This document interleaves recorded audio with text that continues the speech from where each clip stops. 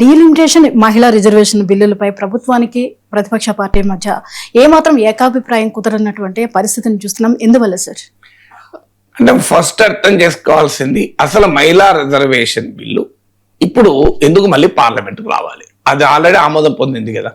2023లోనే మహిళా రిజర్వేషన్ బిల్లును పార్లమెంట్ ఆమోదించింది, అది చట్టం అయిపోయింది. అసలు ప్రతిపక్షాలు ఆ రోజే డిమాండ్ చేశాయి దీన్ని 2024 ఎన్నికలకే అమలు చేయాలి అని. కానీ మరి బీజేపీ ఎందుకు అమలు చేయలేదు? పార్లమెంట్లో చట్టం ఆమోదం పొంది 3 ఏళ్ళైంది, బిల్లు ఆమోదం పొంది. ఇప్పుడు ఎందుకు మళ్ళీ ఆ బిల్లు ప్రస్తావన వస్తుంది? ఇది మనకు ఫస్ట్గా అర్థం కావాలి. ఏం చేశారు? 2023 బిల్లులో మహిళలకు రిజర్వేషన్లను ఆమోదిస్తూ ఒక పనికిమాలిన అనవసరమైన మెలిక పెట్టారు. ఏందా మెలిక? నెక్స్ట్ డీలిమిటేషన్ తర్వాత దీన్ని అమలు చేస్తాము అన్నారు. డీలిమిటేషన్ ఎప్పుడు జరుగుతుంది?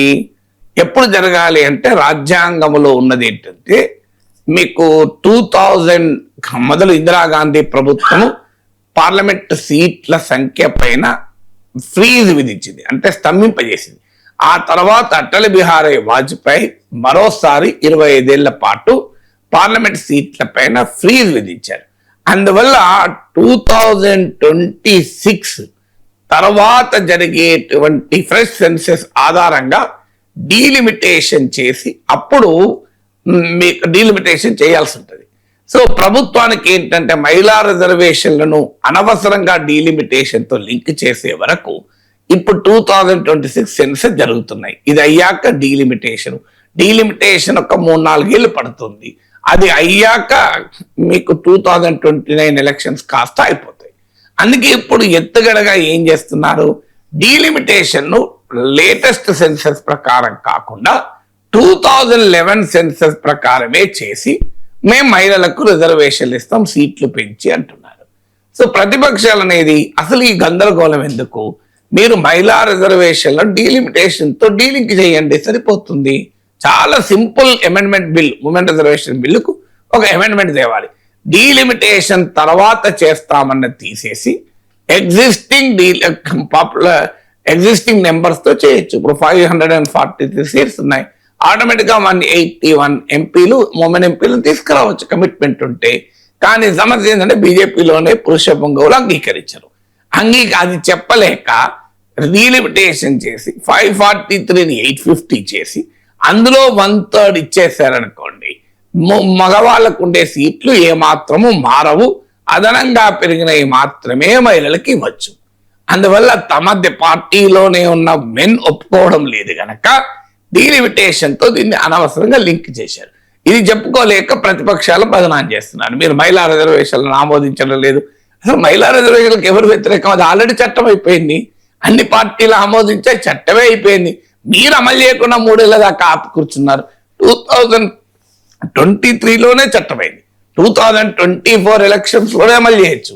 చెయ్యకుండా మీరు డిలే చేస్తున్నది ప్రభుత్వం. ఇప్పుడు తెలివిగా డీలిమిటేషన్ ని ముందుకు పట్టుకొచ్చి 2011 సెన్సెస్ ఆధారంగా డీలిమిటేషన్ చేస్తామన్నది ప్రభుత్వ వాదన. సో ప్రతిపక్షాలు చాలా సింపుల్ చెప్తున్నారు, మే డీలిమిటేషన్ బిల్లును ఉమెన్ రిజర్వేషన్ డీలింక్ చేయండి, మేము ఉమెన్ రిజర్వేషన్ బిల్లు ఆల్రెడీ ఆమోదం పొందింది, సింపుల్ అమెండ్మెంట్ తీసుకురండి, డీలింక్ చేస్తూ ఆటోమేటిక్గా అది వెంటనే అమలవుతుంది. ఇలా తేడా ఉంటుంది.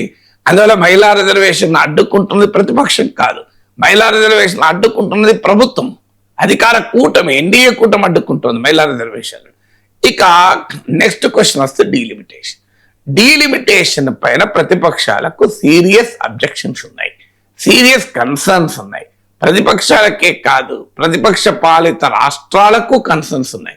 అన్ఫార్చునేట్లీ సౌత్ ఇండియాలో ఇప్పుడు ఆంధ్రప్రదేశ్ ప్రభుత్వం పొలిటికల్గా బీజేపీతో ఉన్నారు కనుక పైకి మాట్లాడకపోవచ్చు, కానీ అంతర్గతంగా వారికి కూడా కన్సర్న్ ఉండాల్సిందే. ఎందుకంటే ఇది డీలిమిటేషన్ పైన కన్సర్న్స్ చాలా లెజిటిమేట్ కన్సర్న్స్. ఏంటి కన్సర్న్ డీలిమిటేషన్ పైన? మొదటి కన్సర్న్ ఏంటంటే అసలు ప్రభుత్వ ఇంటెన్షన్ ఏంటి? 2026 సెన్సెస్ ఆధారంగా డీలిమిటేషన్ చేయాలి, అది రాజ్యాంగంలో స్పష్టంగా ఉంది. పైగా 2026 సెన్సెస్ జరుగుతున్నాయి. ఇప్పుడు అర్జెంటుగా డీలిమిటేషన్ తెచ్చి 2011 సెన్సెస్ ఆధారంగా ఎందుకు తేవాలి? ఇంతవరకు ప్రభుత్వం దీనికి ఆన్సర్ చెప్పలేదు. 2021లో సెన్సెసే జరపలేదు, సెన్సెస్ కూడా జరపడం ఇష్టం లేదు. ఎందుకు ఇప్పుడు 2026 సెన్సెస్ తర్వాత చేయకుండా 2011 సెన్సెస్ ఎందుకు చేస్తున్నారు?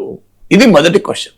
రెండో అనుమానం ఏంటంటే దీనివల్ల ఎందుకు 2026 సెన్సెస్ లో కాస్ట్ సెన్సెస్ కూడా జరుగుతుంది. Bharatiya Janata party cost senses కు వ్యతిరేకం, అనివార్యంగా ఒప్పుకోవాల్సి వచ్చింది. మీకు ఒప్పుకున్నారు కనుక కాస్ట్ సెన్సెస్ డేటా వస్తే అణగారిన కులాల సంఖ్య పెరిగే అవకాశం ఉంటుంది. ఇప్పుడు ఉదాహరణకు ఎస్సీ ఎస్టీల జనాభా పెరుగుతుంది, వాళ్ళకి ఎక్కువ సీట్లు ఇవ్వాల్సి వస్తుంది. అది ఇష్టం లేదు, తమ అప్పర్ కాస్ట్ లాబీ ఒప్పుకోదు బీజేపీలో. అందుకొరకు సామాజిక న్యాయంని పక్కకు తప్పించటానికి కాస్ట్ సెన్సెస్ డేటా వచ్చే సెన్సెస్ దాకా ఆగకముందు 2011 సెన్సెస్ వరకే కంప్లీట్ చేయాలి అనేది ప్రభుత్వ ఆలోచన అనేది రెండవ సమస్య. మూడో సమస్య ఏంటి? సౌత్ ఇండియన్ స్టేట్ సమస్య. సౌత్ ఇండియన్ స్టేట్ ఆందోళన ఏంటి? పాపులేషన్ సెన్సెస్ రాజ్యాంగంలో క్లియర్ ప్రొవిజన్ ఉంది. ఆర్టికల్ 81(2)B అనుకుంటాను, సబ్జెక్ట్ కరెక్షన్. 81(2)B ఏం చెప్తోంది? రాజ్యాంగంలో ఉన్న నిబంధన ఏంటి? ఆ ఒక రాష్ట్రంలో ఉండేటువంటి లోకసభ సీట్ల సంఖ్య దేశ జనాభాలో ఉండే ప్రపోర్షన్ కు తగినట్టుగా ఉండాలి. అంటే దేశ జనాభాలో ఒక రాష్ట్రానికి ఏ నిష్పత్తి అయితే ఉంటే లోక్సభలో ఆ రాష్ట్రానికి సభ్యుల సంఖ్య కూడా అదే నిష్పత్తిలో దాదాపు ఉండాలి. ఇది రాజ్యాంగంలో ఉంది. ఇప్పుడు అలా ఉండాలి అంటే ఏం జరుగుతుంది? జనాభా తగ్గించి నియంత్రించిన రాష్ట్రాలు నష్టపోతాయి. ఇప్పుడు అందుకొరకే కదా 1971 నుంచి ఇప్పటి వరకు ఫ్రీజ్ పెట్టింది. ఎందుకంటే 71 తర్వాత సదరన్ స్టేట్స్ ఏమో బాగా జనాభా నియంత్రించాయి. బీహార్, ఉత్తరప్రదేశ్, మధ్యప్రదేశ్, రాజస్థాన్, హిందీ రాష్ట్రాలు, నార్త్ ఇండియన్ స్టేట్స్, బీజేపీకి బలమున్న రాష్ట్రాలేమో జనాభాను అడ్డగోలుగా పెంచాయి కనుక ఇప్పుడు రాజ్యాంగంలో ఉన్న ఈ నిబంధన ప్రకారం ప్రపోర్షన్ అనేది సేమ్ ఉండాలి అన్నప్పుడు సహజంగానే నష్టపోయేది జనాభా నియంత్రించిన రాష్ట్రాలు. మరి ఇప్పుడు ఎలా మరి జనాభా పెరిగినా ఎందుకు మారలేదంటే నేను ఇంతకుముందు చెప్పినట్టు ఇందిరాగాంధీ హయాంలో మొదటిసారి, వాజ్పేయి హయాంలో రెండోసారి ఒక ఫ్రీజ్ పెట్టారు. ఎందుకంటే నెక్స్ట్ 25 years వరకు సీట్ల సంఖ్యలో మార్పు ఉండు అని. అందువల్ల ఈ కాన్స్టిట్యూషనల్ ప్రొవిజన్ ఉన్నా ఆ ఫ్రీజ్ వల్ల పెరగలేదు. ఇప్పుడు ఆ ఫ్రీజ్ తీసేస్తున్నారు, కానీ ఈ కాన్స్టిట్యూషనల్ ప్రొవిజన్ అట్లే ఉంచుతున్నారు. అంటే జనాభా నిష్పత్తిలో సీట్ల నిష్పత్తి ఉండాలి అన్న నిబంధన తొలగించడం లేదు, కానీ మీకు సీట్ల సంఖ్య పైన ఉన్న స్తంభింపే దాన్ని తొలగిస్తున్నారు. దానివల్ల ఏం జరుగుతుంది? క్లియర్ గా సౌత్ ఇండియన్ స్టేట్స్ అన్యాయం జరుగుతుంది. ఓవరాల్ గా ఏం చెప్తున్నారు? ఇప్పుడున్న నిష్పత్తి అలాగే కొనసాగుతుంది అంటున్నారు. ఇప్పుడున్న నిష్పత్తి అలాగే కొనసాగుతుంది అంటున్నారు. సో అని లెక్కలు కూడా చెప్తున్నారు. ఇప్పుడు సౌత్ ఇండియాలో 129 సీట్స్ ఉన్నాయి, అది 195 అవుతుంది. 24% ఉంటుంది సౌత్ ఇండియాకు. దీంట్లో ఏమీ మార్పు లేదు. అన్ని రాష్ట్రాలకు ఉన్న సీట్లలో 50% పెంచుతాము అని చెప్తున్నారు. ఉదాహరణకు కర్ణాటకకు 28 ఉన్నాయి, 42 అవుతుంది. కర్ణాటక షేర్ ఇన్ లోక్సభ 5.1% ఉంటుంది. అలాగే తమిళనాడులో 39 సీట్స్ ఉన్నాయి, 20 పెరుగుతాయి, 59 సీట్స్ అవుతాయి. మీకు 7.23% అవుతుంది. ఇప్పుడు 7.18 ఉంది, కాస్త పెరుగుతుంది తమిళనాడుకి అని చెప్తున్నారు. కానీ మరి చెప్పినప్పుడు ఒకటే సింపుల్ క్వశ్చన్, ఒకవైపు ఏమో సీట్ల సంఖ్య ప్రపోర్షన్ అలాగే ఉంటుంది అంటున్నారు, మరో పక్క అదే రాజ్యాంగంలో నిష్పత్తి జనాభాతో లింక్ చేశారు. జనాభాలో ఒక రాష్ట్రానికి ఎంత నిష్పత్తి ఉంటే పార్లమెంట్ సీట్లో కూడా అంతే నిష్పత్తి ఉంటుంది. ఈ రెండు ఎలా సాధ్యమవుతుంది? జనాభా నిష్పత్తిలోనే పార్లమెంట్లో రాష్ట్రాల సీట్లుంటే ఖచ్చితంగా 50% యూనిఫామ్ గా పెంచడం సాధ్యం కాదు. 50% యూనిఫామ్ గా పెంచితే జనాభా నిష్పత్తి సమాన నిష్పత్తులు ఉండవు. ఇప్పుడు నేను ఇందులో వాటర్ తాగేస్తాను, తాగిన తర్వాత వాటర్ తాగాలి, బాటిల్లో వాటర్ ఉండాలి. ఎలా సాధ్యమవుతుంది? ఏదో ఒకటే సాధ్యమవుతుంది. ఇప్పుడు ఇందులో వాటర్ బాటిల్ ఉంది, నేను తాగాను అనుకోండి, అయిపోతాయి. లేదు నేను తాగాలి, బాటిల్లో నీళ్లు ఉండాలి. రెండు సాధ్యమవుతుందా? ప్రాక్టికల్ గా ప్రభుత్వం ఇప్పుడు చేస్తున్న వాదన అది.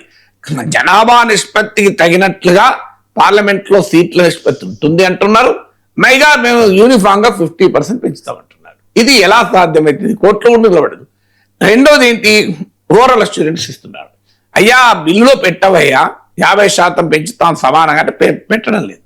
మీకు లాస్ట్ టైం పార్లమెంట్లో బిల్లు ఓడిపోయింది. అందుకే మీరు ఓరల్గా ఏదైతే చెప్తున్నారో అది బిల్లులో రాయండి అంటే బిల్లులో మాత్రం రాయడం లేదు. విచిత్రంగా బిల్లులో రాయరు. పైగా బిల్లులో మీకు రాజ్యాంగంలో ఉన్న నిబంధన జనాభా నిష్పత్తితో ఉన్న లింక్ చేసిన నిబంధన అలాగే ఉంటుంది. అంటే ఏంటి కుట్ర?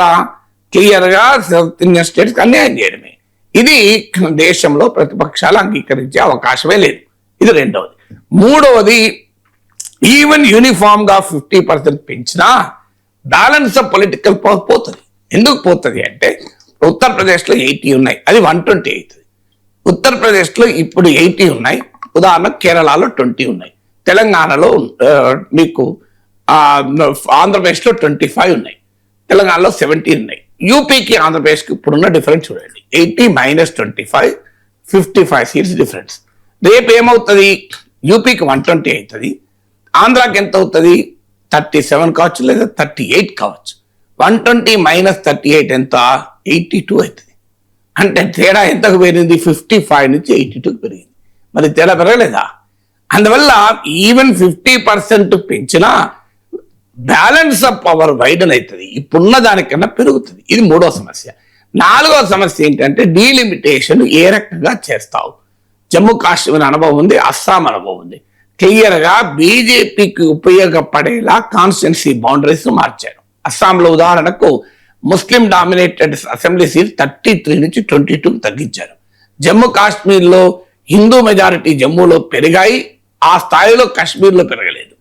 పోనీ ఇదంటే హిందూ ముస్లిం ఇష్యూ. ఆఖరికి బౌండరీస్ కూడా ఎట్లా మార్చారు అస్సాంలో అంటే కాంగ్రెస్ పార్టీకి బలమున్న సీట్లను 2గా డివైడ్ చేసి పడేశారు. అంటే కాంగ్రెస్ పార్టీకి బలమున్న సీట్ల ఏరియాలను ఒక చోట కాన్సన్ట్రేట్ కాకుండా డివైడ్ చేశారు. దాంతో కాంగ్రెస్ పార్టీ గెలవకుండా బీజేపీ గెలవడానికి కారణమైంది. ఇలా అస్సాంలో 90 సీట్లు గెలవడానికి బీజేపీ కారణం, అదొక ముఖ్యమైన కారణం డీలిమిటేషన్లో చేసినటువంటి కరసేవ. ఇప్పుడు కూడా దేశవ్యాప్తంగా డీలిమిటేషన్ అడ్డు పెట్టుకొని కాన్స్టిట్యున్సీ బౌండరీస్ను, మీకు ఎలక్షన్ డేటా ఉంటుంది, పోలింగ్ బూత్ వైజ్ డేటా ఉంటుంది పార్టీ దగ్గర. సో బీజేపీకి అది బలమున్న ప్రాంతాలన్నింటినీ ఒక చోట చేర్చి ఎక్కువ సీట్లు బీజేపీకి వచ్చేలా ప్రతిపక్షాలకు బలమున్న సీట్లను డివైడ్ చేసి ముక్కలు చేసి ప్రతిపక్షం బలహీన పడేలా ఒక ఎత్తుగడ చేస్తుంది. అస్సాంలో జమ్మూ కాశ్మీర్లో చేసిన అనుభవం ఉంది కనుక డీలిమిటేషన్ పట్ల ఆ ఆందోళన అనేది ప్రతిపక్షాలు వ్యక్తం చేస్తున్నాయి.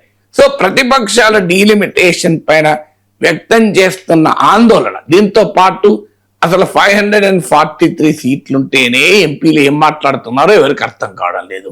ఎంపీలు అసలు డిస్కషన్లో ఎంతమంది ఎంపీలు పాల్గొంటారో తెలియదు. అనేక మంది ఎంపీలు జీవితంలో ఒక క్వశ్చన్ అడగకుండా 5 ఏళ్ళు పూర్తి చేస్తున్నారు, ఒక్క నిమిషం మాట్లాడకుండా పూర్తి చేస్తున్నారు. అసలు పార్లమెంట్ రణగుణ ధనులు తప్ప ఏ ట్రాన్సాక్షన్ లేదు. ఇప్పుడు 850 జరిగితే అసలు పార్లమెంట్ ఎలా ఉంటుంది అని మనం ఊహించుకోగలమా అనేది మరో అనుమానం. ఇలా డీలిమిటేషన్ ఎక్సర్సైజ్ పైన ప్రతిపక్షాలకు సీరియస్ అప్రిహెన్షన్స్ ఉన్నాయి, తీవ్రమైన న్యాయమైన ధర్మబద్ధమైన భయాలు ఉన్నాయి కనుక ప్రభుత్వంతో సహకరించడానికి వారు సిద్ధంగా లేరు. దాన్ని అనవసరంగా మహిళా బిల్లుతో లింక్ చేసి చూడు మహిళా బిల్లును వ్యతిరేకిస్తున్నారు. మహిళా బిల్లు ఆల్రెడీ చట్టం అయిపోయింది. మీరు తీసుకున్న పాపం ఏంటంటే దాన్ని లింక్ చేశారు అనవసరంగా. డీలిమిటేషన్ తీసి పడేస్తే పని అయిపోతుంది. ఏముంది, డీలిమిటేషన్ తీసి పడేస్తే మహిళా బిల్లు వెంటనే అమలవుతుంది.